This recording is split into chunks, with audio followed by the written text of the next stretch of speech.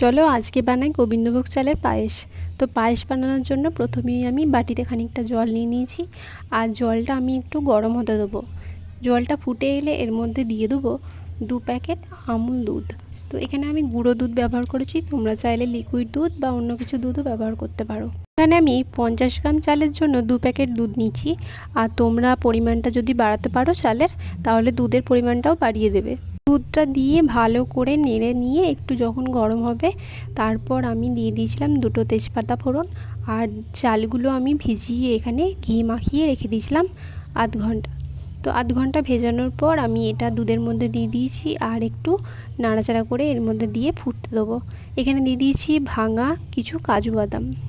প্রায় 15-20 মিনিট পর চাল যখন সেদ্ধ হয়ে আসবে, তখন এর মধ্যে দিয়ে দেবো কিছু ভেজানো কিশমিশ, আর ভেজানো কিশমিশগুলো দিয়ে তারপর আরেকটু ফুটতে দিয়ে দেবো পরিমাণ মতো চিনি। তো তোমরা যে যেমন মিষ্টিটা খাবে সেটা অ্যাডজাস্ট করে নিও। আমি এখানে 4-5 চামচের মতো চিনি দিয়েছি।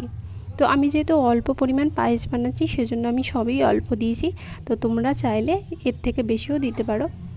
তো চিনিটা দিয়ে আমি আরও কিছুক্ষণ রেখে দিয়েছি, আর এরপর তৈরি হয়ে গেছে আমাদের পায়েস।